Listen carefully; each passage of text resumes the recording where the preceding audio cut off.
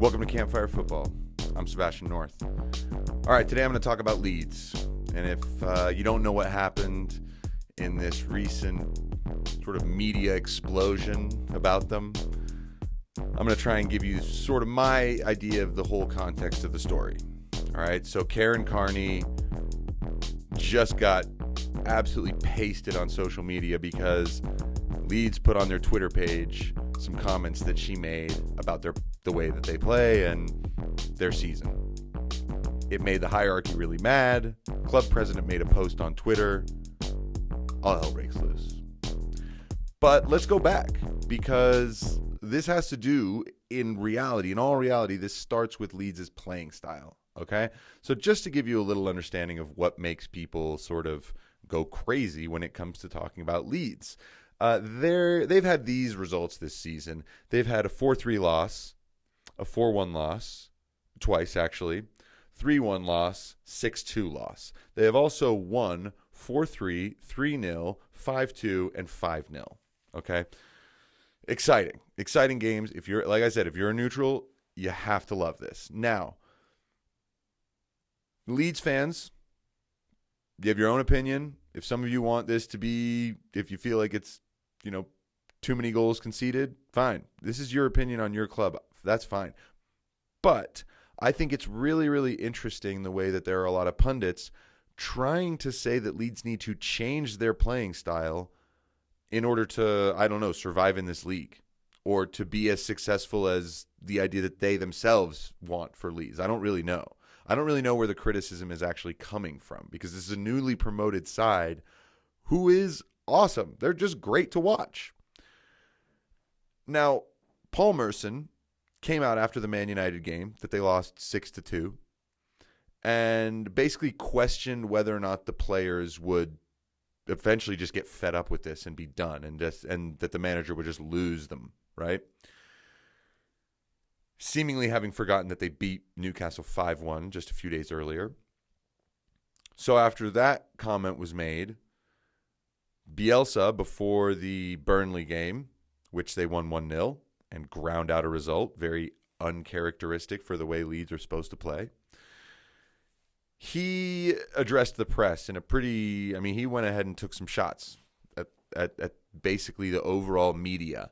And basically, I would actually suggest you go and watch the video of him speaking. Yes, he's got his interpreter because he speaks in Spanish. I don't want to go ahead and just read quotes from him, but his general point is that there are large portions of the media landscape who are not so interested in real analysis, right?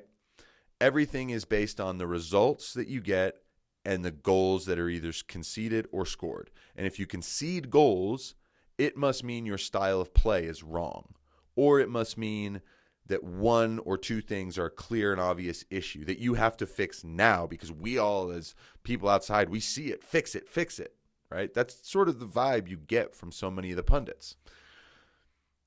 And also, I think a lot of fans, on social media, some of the stuff that you see is hilarious. It's people who actually think they know more than professionals who have been doing this for their entire lives, right? So the other point Bielsa makes is that by throwing out these opinions and the press asking the players as well to potentially consult the manager to change and modify the style, by doing all this, we're missing the point, okay? And I don't think it makes any sense for people to really pile on the way Leeds play, okay? Now, Paul Merson did.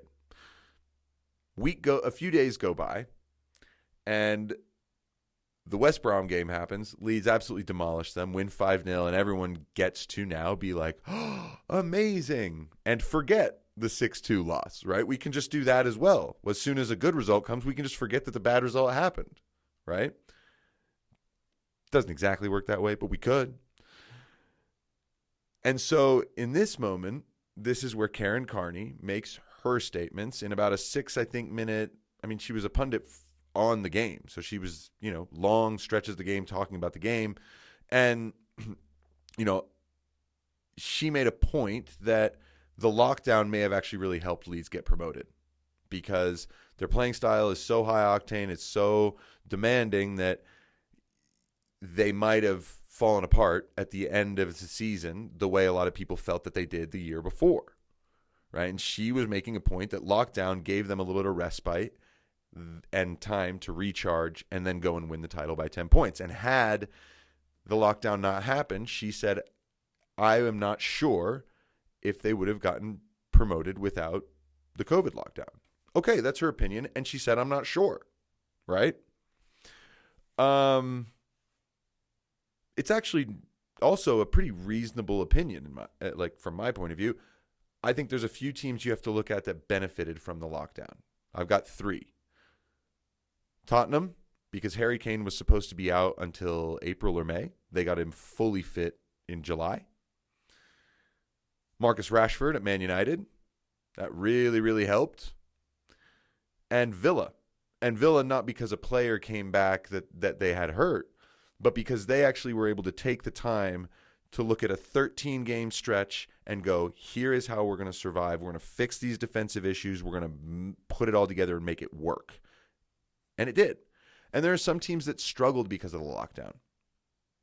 They lost momentum, right? I think that Sheffield United, Leicester, they lost some momentum. And I think Wolves also. Wolves were doing a lot better before the lockdown. So whether it helped, whether it didn't, whether it has to do with your style of play, no one really knows. And in the end, it just kind of the way things worked out.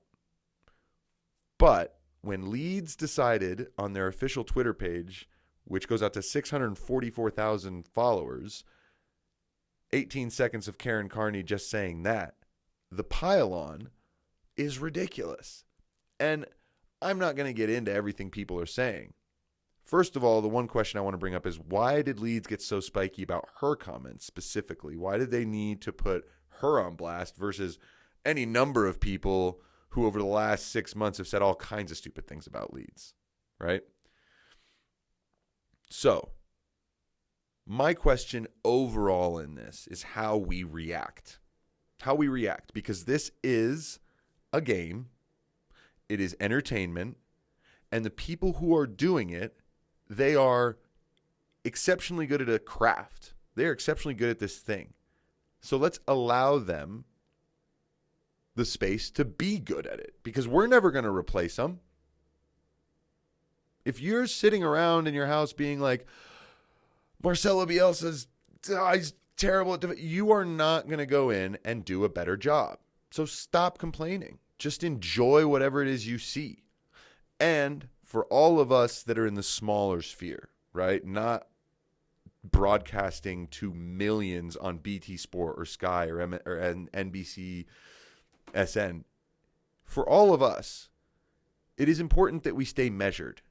And a game, a sport, is a great venue to check yourself on the way you feel triggered by what you see on social media and what pundits say. Sure, I get annoyed by stuff, but I try not to let it bother me that much, because at the end of the day, what's most interesting to me is the football. I like to analyze the game. I also know that it's such an important thing that it has ripples through our society. So, how can we all actually take these kinds of situations, look at them, go, this is all just so petty. Why? Let's talk about the football. That's what I think. I would like to see someone actually go and give a really quality analysis of Leeds' goals and how they concede them. And they would find that it's not just because they like to go forward. Right? All right. That's enough for this episode. Some more exciting things. Tomorrow, we have a conversation and interview with a good friend of mine. We're going to talk about loyalty. He is a Man United fan, so he's going to bring, I think, some really, really interesting points, because he's been a United fan since he was young, so Ferguson era. And, you know, there's a lot, I think, to talk about in terms of loyalty. This today is a sort of lead up into that. And then as well, as I said, I'm going through, I'm trying to put them together, but I want to give some of my awards for the year, just top moments, stories, goals, games, and Yeah, the stuff we all love to talk about, right? All right, thanks for stopping by. This is Campfire Football.